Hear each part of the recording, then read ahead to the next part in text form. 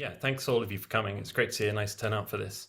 Um, this is a CHIME network seminar. Just very briefly, some background on the network. So the CHIME network is an EPSRC 3-year network set up to look at music and HCI and to kind of build a community around that, run events around those topics to bring people together and kind of form a community around that or sort of support a community around that topic. So we've been running these regular seminars now since April 2022, and we've had a variety of in-person events, and we'll continue to have a variety of in-person events sort of supplementing that. So if you're interested and you haven't been to these things before, there's a mailing list you can join and so on. If you go to chime.ac.uk, we can put a link in the chat. But yeah, we have another special themed session today. So we're very happy to have two professors who've spent a lot of time recently thinking about the notion of entanglement. So we have Professor Christopher Frauenberger and Professor Andrew McPherson here to talk about this. So we'll have Christopher first, followed by short questions, then Andrew. So I'm just going to introduce Christopher first, and then we'll pass over to Christopher. So Christopher is a professor for HCI at the Faculty of AI and Human Interfaces at the University of Salzburg, and has written a lot recently on posthuman theory in the context of design and HCI. Notably for this session, a few years ago, entanglement as a kind of fourth wave of HCI, which is a kind of important jumping off point for us here today. We were just discovering does have a background in auditory display and kind of sound and audio and music, having been at C4DM a long time ago, which is interesting for us and relevant. But has also been very involved in areas like child-computer interaction, participatory design, assistive technologies, and other kind of design and HCI areas. And so for this seminar, I had thought we were bringing someone from outside music, but in fact we're not. But that's kind of, we'll have this kind of broader perspective, I think, from Christopher to set us up. And then we have Andrew here to sort of bring that more into the domain of thinking around music and design interaction. So thanks very much for joining us, Christopher. I'll pass over to you at this point. Thank you. Thank you so much. You should be seeing my initial slide by now. Thank you so much for your invitation. It's great to kind of touch with some of my past research again. But as you said, Tom, I'm going to have the HCI hat on today. I'll provide a more general kind of introduction to a posthuman conception of doing human-computer interaction, and then maybe have some initial thoughts about what that could mean for designing instruments or designing digital artifacts around sound, and then but leave it to Andrew then to kind of really flesh that out and think that much further than I do. So I want to start with my basic premises here, that I believe that my central argument revolves around the idea of that the way we conceptualize the relationship between humans and machines really makes a huge difference in how we can imagine and design for that kind of relationship. And that's why I think it's important to kind of look at that relationship closely and think about how do we actually think about it, and thereby kind of shift the frame of which we can imagine to design. And so far, of course, there's been two extremes of how we can think about that relationship. One is that technology is a clever tool for human needs, and is basically sitting there like a Swiss Army knife that does whatever human agency or intentionality kind of wants it to do. I kind of slipped this slide in, and that's obviously true in also kind of for the conception of instruments. You could even think of like artifacts like instruments as something that is simply there for human ingenuity and is basically maybe shaping our behavior or practices around that, but not really having any profound impact on what's going on. So it's more of a passive backdrop to humans and the way or the things that they want to do. And the other end of that extreme of kind of conceptualizing the human technology relationship is really going towards something like evolutionary fusion, where it's much more the material environment that kind of really enforces the behaviors and the practices that humans are involved in. And really, it's going towards a situation where we're basically just blending in with technology. And these are the two extremes probably of that spectrum. But I'm trying to kind of make an argument that there is something very interesting going on in the middle of those extremes, and that both extremes are probably not very useful in terms of thinking of designing digital technologies for humans.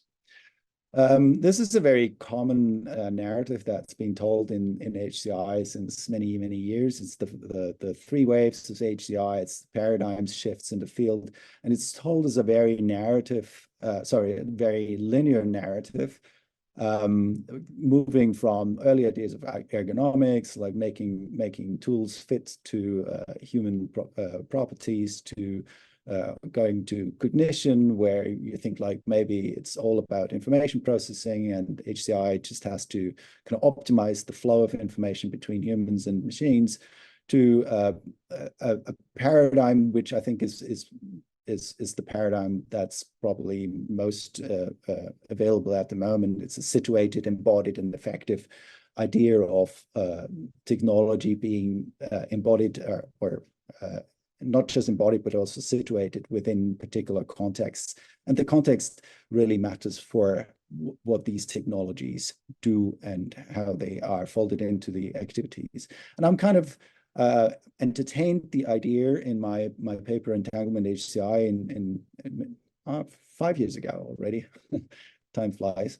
That we might be, having or seeing another wave, and I'm unsure about that. There's been about a bit of a debate about that idea of paradigm shifts in general, and whether we need them or not. And I'm a little bit oblivious, to be honest, about whether we call it a third or fourth wave of HCI. But I think what I want to argue for is that these kind of post-human perspectives on our relationship with technology can be quite useful to think about the other designs and have other matters of concern taking center stage. And anyway, I think in a lot of ways, these kind of narratives about waves in HCI are much more complicated if you look close enough.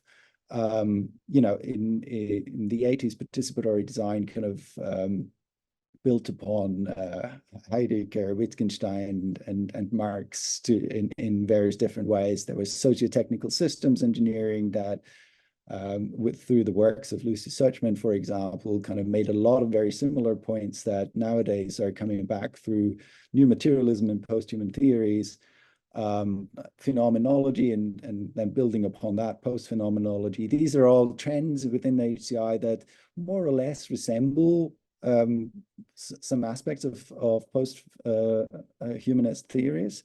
But also what is quite interesting to kind of note here is that a lot of these theories, as HCI does very often, got read and misinterpreted, or interpreted in a quite shallow way, or maybe in a very pragmatic way, I should say, probably. You take what you need from there and then run with it. And to a large extent, that's been really successful in HCI. And I think it's not a fundamental or systemic problem that we have here. I just want to point out that a lot of the things that I'm trying to argue for, you could also find in maybe some other places of HCI too. So what are the contemporary challenges to designing computation at the moment? Why do we need to kind of think about maybe a different conceptualization? I want to do this in 3 steps. First, I want to talk about some of the ontological uncertainties that we currently facing. I don't know how many people have seen that video that is depicted here on the top left, where somebody kicks around a Boston Dynamics robot around a very icy parking lot, and the robot just about is able to kind of stay on its feet. And when you show this video to some people on the street, they would immediately have a very strong empathic reaction towards the robot and think, you can't really do that with a robot. But then, nobody would say a thing if you do that with a car that's just standing there. So I think a lot of what we see is a lot of technology that, particularly now with AI, is coming into our worlds, is mimicking human behavior to an extent that it becomes quite unclear what it is that we're interacting with. So there is some ontological uncertainty about the boundaries of humans and things, and these boundaries get blurry increasingly.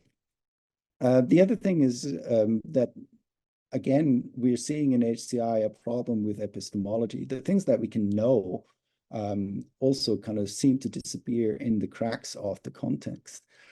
With the third wave, I think we've really kind of started to value the importance of context, and we saw interaction as something that is fundamentally situated within a particular context. And context research is taking up quite a large proportion nowadays in our design processes. But then as more knowledge becomes tied to a particular situation, the question becomes, what are we left to know in more general terms, right? How can we actually know something works or doesn't work if everything depends on the context so much? HCI has been quite innovative in kind of trying to find workarounds this, and this is referring to a paper by Kia Hoek and colleagues who kind of tried to find a middle ground between universal theories and particular artifacts, and kind of mapped out concepts like strong concepts or annotated portfolios as a halfway kind of knowledge between these two things. But it's not very satisfactory in this way, because I think, that is not a real spectrum between the particular artifact and the universal theory. The other problem with knowledge also is that we're seeing digital technology changing our realities to such an extent that it's almost becoming impossible to kind of know something before that technology is actually there. So in this case, if you think about new autonomous vehicles or new technologies around autonomous driving, then that will change everything around our way of being mobile almost. And everything that we know now about people's requirements in cars will be useless by the time we fundamentally change what driving means. So there's a sort of like a moving target problem of the knowledge that we seem to create that kind of points to a direction that we cannot really know anything if we're not knowing it in relation to something else and in action. And the third uncertainty that I think is quite evident is that we are having a lot of responsibility uncertainties with ever more agential machines that can seemingly act on their own, make decisions, and be agents or actors in human behavior. So, of course, we're living in times where we see the first drone war unfolding before our eyes, and that's asking quite a lot of ethical and moral questions of us. Is what is it that we're handing over to machines here?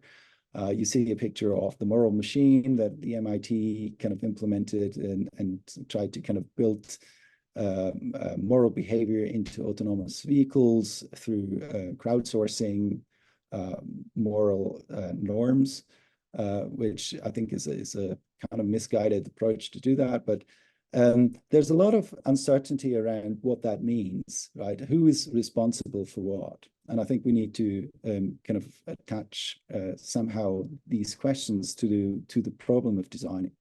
And one way of doing this is, and this is where I propose entanglement theories as a probable or effective way forward, is a range of posthuman or entanglement theories that may allow us to look at this relationship in different ways. The people you see here on that slide is Wanda Olukowski, who coined the term entanglement theories, Bruno Latour, Peter Pulverbeck, Donna Ide, and Karen Barrett. And these are sort of like the figures that I draw on the most, but it's a very broad church, and there's a lot more posthuman theory out there. To kind of give you a little bit of a map, maybe, there are different corners of posthumanism that you could identify. I've taken this from a book here that mainly deals with biotechnology, but is probably quite useful in terms of a map.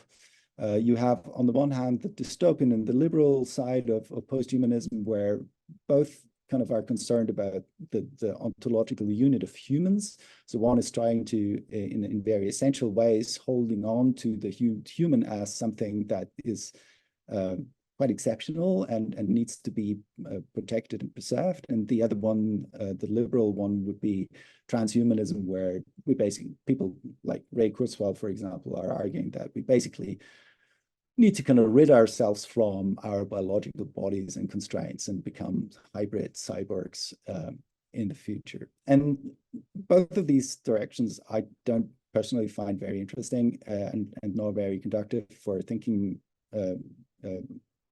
around design, probably. So it's more the lower half here of the map that I'm more interested in. On the one hand, you have the radical kind of section of posthumanism, which uses posthumanism more as a political platform to kind of question ontologies that we have. So it's a little bit anti-modern, post-structural, and political in that respect. That would be the writings for Donna Haraway, for example. And the methodological part is really very analytic. So that's where Bruno Latour kind of comes in. So where does Bruno Latour's argument start? Really, it is the primary starting point is that there are no social aspects of any asocial things. So even just the premise of human factors of computers is probably a wrong way of looking at it. Computers are social, and there's no social aspect that you could meaningfully separate from computers. So there's no magic hidden social force. There are two extremes, and that's probably something that I wanted to allude to in the beginning of my talk, where you have a backdrop for for mute, silent materials that are there for human agency and intentionality to kind of work with. And on the other hand, you have something like the materialism of Marx that basically says that a lot of the material world out there determines the way humans behave. And both of these extremes are not super interesting, but it's the gray middle ground that really makes a difference. So how do things become actors in relation to humans and produce the reality in which we live in? So it's all about actors and networks, and with Bruno Latour. And he basically says that humans and non-humans are ontologically inseparable. So they depend on each other. They mutually constitute each other. And they're kind of arranged in a network style. And both humans and things have some sort of agency. Maybe not the same kind of agency, but they do have some capacity to act. And to kind of illustrate that, I'm going back to one of the main examples that Bruno Latour bring up a lot. It's guns don't kill people, people kill people. It's the question, and that's of course the infamous kind of NRA slogan. But it's the question of what is actually at fault? Is the human pulling the trigger, or is there some responsibility also in the gun? And can you even hold the gun responsible at all? And Bruno Latour's kind of take on this is that it's neither the gun nor the human that is the source of agency and moral agency and therefore responsible, but it's the relationship between a gun and a human that produces a victim and a murderer. So it's locating the agency actually in the relationship between things rather than in the entities. And that points towards one of the key features of these kind of theories, that they're relational ontologies rather than representative ontologies. Another take on this maybe is coming from Don Ide and Peter Pulver-Beck. One of the core ideas there is mediation theory, where he extends phenomenology and Heidegger's idea that things are what they do towards something that we also act through things and perceive the world through things in non-neutral ways. And the non-neutral part is the important extension to what Heidegger did in phenomenology here. And that doesn't only extend to agencies. So the way we're seeing and interacting with the world is not just mediated through the technologies, but it's also sort of like moral mediation. You see Olaya Kudina here. He's a PhD student of Peter Pulver-Beck, who did her PhD on moral mediation. Maybe I can talk about the ultrasound here later in the questions if that's necessary, but I want to kind of press on and maybe introduce some other concepts here as well. Multi-stability is another core concept of post-phenomenology, where basically says no technology is one thing, nor is it capable of belonging to multiple contexts. And that's an important thing, that it actually becomes something else in every context you put it in. It depends on its relationship. It becomes a hammer as soon as you start driving nails into a cardboard, for example, right? And that has a ramification for the ontological views of things. And if you accept that these ontologies are fluid enough and depend on relationships, then you sort of like go one step beyond that representationalism that is inherent in a lot of traditional views of human-computer interaction. Finally, there is Karen Barrett, who kind of draws on the epistemological, so she's a feminist philosopher and quantum physicist, and she draws on the epistemology of Niels Bohr and the writings of Judith Butler. And she's constructing this in a theory that's called agentic realism, and where she says that basically reality is something that is continuously produced by the configuration of entities and their relationships. So again, I think the two core qualities of all these theories seem to be reality is something that is in the relations rather than the entities, and is continuously produced rather than statically available for us to kind of look into. And again, that has a number of ramifications, how we understand reality and how we can design technology for that. The core term here is interaction. And I think that's something that she's using to kind of distinguish it from interaction, because interaction sort of like as a term suggests that there are two entities that interact with each other, while as interaction in her terminology tries to kind of point to the fact that these two entities really don't exist before they interact with each other, right? So that we as humans interacting with a phone only become the kind of humans in social networks through the phone, and the phone only becomes the gateway of a social media site, for example, through our interaction with a human being. So it's both parts that need to enact through their relationship a particular behavior or reality that then gives rise to these ontological differences between phones and humans, for example. So we're not the kind of human when we interact with a phone, or a different kind of human when we talk to another human being. So I know this is a little bit of a tour de force, but I think it's such a short talk that I need to kind of stick to the main points here. But what all these theories have in common, right? Humans, I tried to kind of boil it down to 3 points, right? Humans and non-humans are inseparably interwoven. They're mutually constitutive. So there is no meaningful way of actually seeing a phone without its user. It doesn't make sense. It's actually not a phone. It's just a piece of metal. Everything is relational and everything is performative. And tracing these associations creates the kind of knowledge and distributes the kind of agency and the agental capacities within that network. What becomes possible actually only becomes possible because things are arranged in a particular way and configured in a particular way. And that's the same thing, not just for agency, but also for responsibility. So what does that have to do with HCI? What are the implications for HCI? And I think, you know, you could argue that, yeah, that you could see the world like that, but what does it actually mean for designing technology? And I guess what it does, it reorientates our focus of attention. It kind of says, maybe what HCA does is not designing things or interactions, but we're actually configuring networks of associations.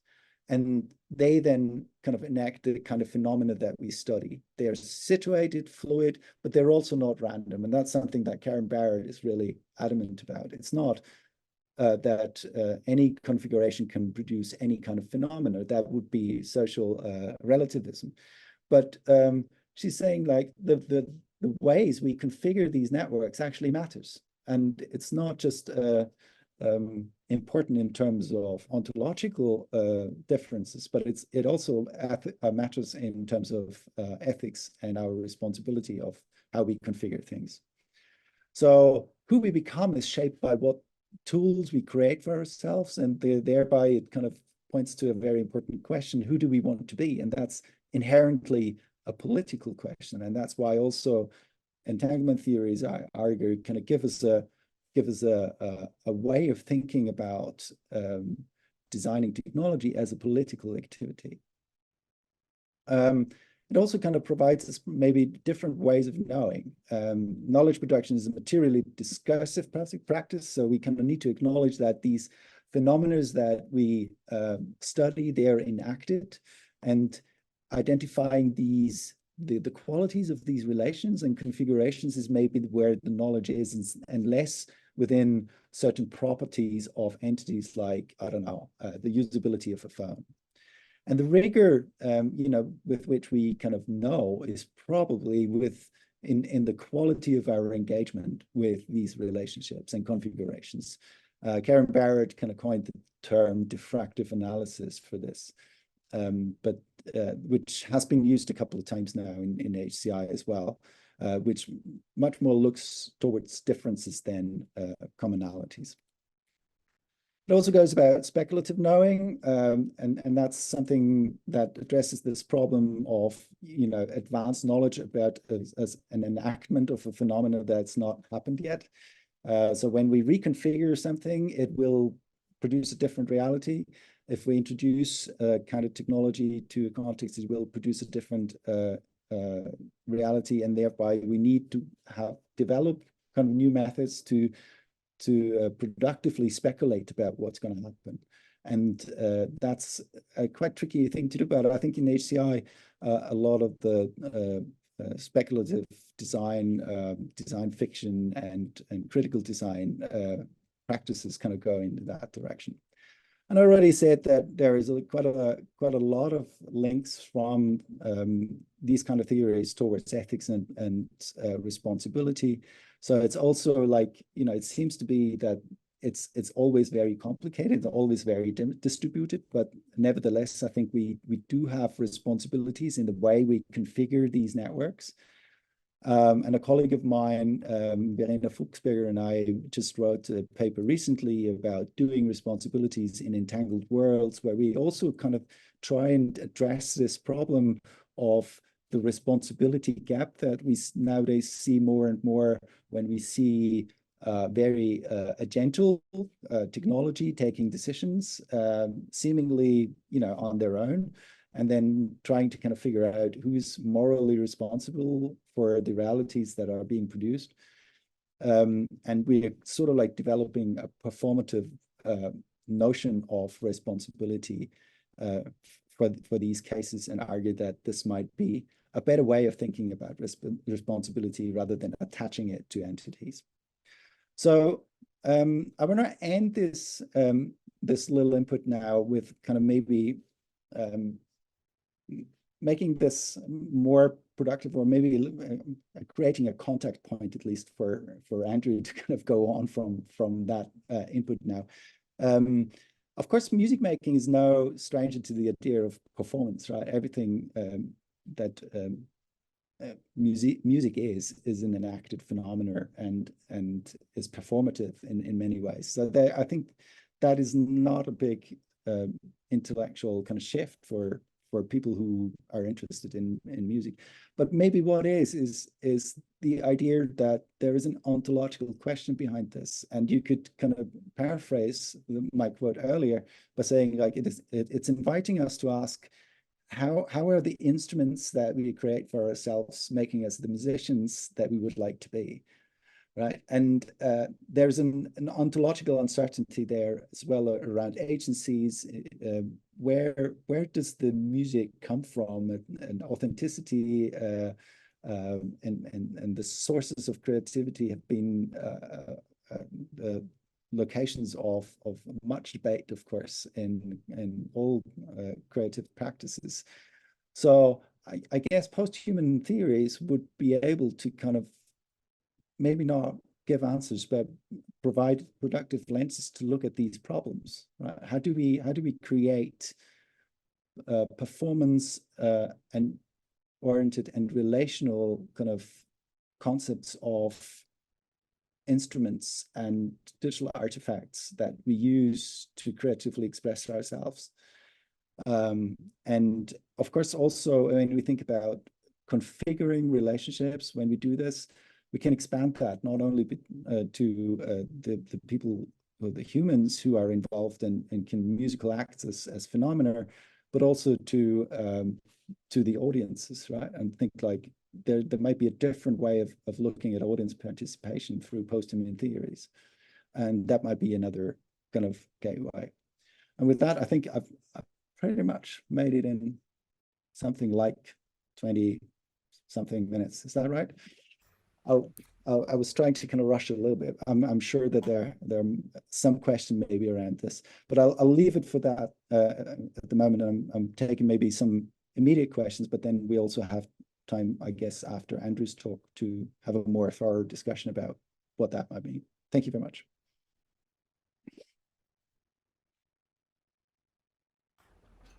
Thanks, Christopher. You're getting the silent internet applause. But yeah, thanks so much for that. That was great. Like a real clear run through so many kind of big weighty topics that you could fit each into a whole semester each and still have a lot to talk about. So yeah, that was really useful and nice to have it connected to sort of musical considerations at the end. As Christopher said, we have just 2 or 3 minutes maybe for questions before we move on to Andrew, but we will have space for a wider discussion at the end. But if there's anything kind of quickly people want to pick up on there, or possibly even just adding placeholders for discussion afterwards. Does anyone want to kind of raise anything or ask anything?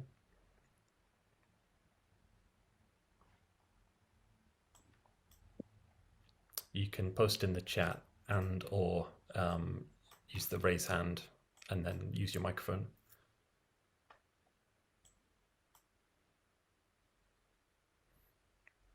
I think that the sources of creativity, I'm particularly interested in how these kind of theories help us kind of elaborate what creativity is and how that manifests with musical technologies. So that would be definitely one I'd be interested in picking up. And I think we'll hear more with Andrew. Landon asks, and I was also wondering this, I guess you see that in the chat, because this was not in a more recent entanglement paper, but was in the 2019 CHI paper. You talked about object-oriented ontology, but that seems to not be here, maybe for brevity, but maybe you want to respond to that. Yeah, I kind of detached myself a little bit more from OO because it's the least relational kind of these theories. To me, it has the problem of anthropomorphizing things too much, right? I mean, there are people who are doing thing ethnographies and kind of what is it like to be, I don't know, a scooter in South Korea, and to me, I'm interested in the kind of speculative method of that. I think that is an interesting part of object-oriented ontologies, but other than that, I sort of like struggle with the kind of detachment from the relationships, and I also think that there is a limit to how much we can escape being human, right? In terms of like describing reality.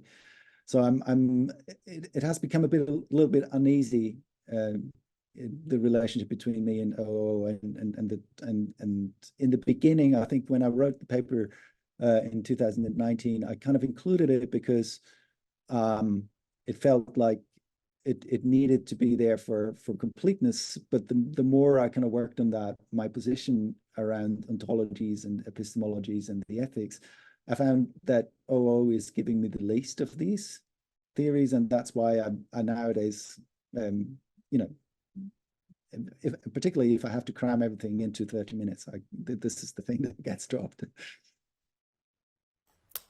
Thanks. Giacomo, I saw you had a hand up, although it has disappeared now, but feel free to ask a question if you had one. Sorry, I wasn't sure about timings. Thank you so much, Christopher. This is great. I am, your work has been great inspiration. So thank you so much. I have a question that seems, I don't know, maybe it's a bit silly, and it's something that is kind of buzzing in my mind since some times now.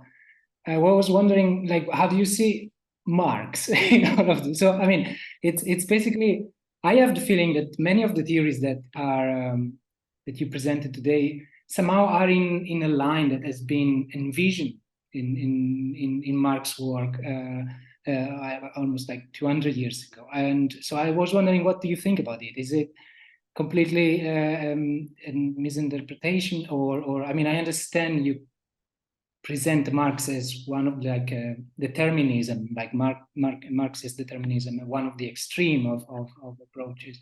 But I was wondering if you could, just curious about that, if you could elaborate a bit more about this. Yeah, sure, I'll try. I'm not an expert in Marx, but my reading, I guess, would be that of course, it's predominantly an economical theory, and it's trying to kind of wrap its head around the role of the material world in economics, and in that, I think I portrayed it as being on one end of the extreme, because I think a lot of Marx's theory kind of explains human behavior through the distribution of goods, right? And how you understand that. And I think that totally makes sense in an economic kind of environment.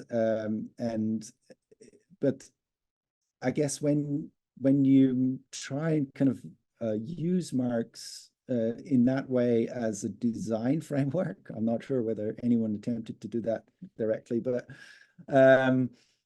it's probably too strong, right? It's basically saying materials would determine human behavior, and I don't think that is helpful if you think of users and things and their relationship. I think it does not really highlight the agency of the material world in relation to humans in a productive way for design. That might be different in economics, but again, that's not something that I would be very knowledgeable about. Thank you so much. Okay, there are two more questions in the chat from Nick Brankins and Damien Mills, but I think maybe we can come back to them as discussion starters in the second half. And I'll pass over at this stage to Simon to introduce our next talk. But thanks, Christopher. Thank you.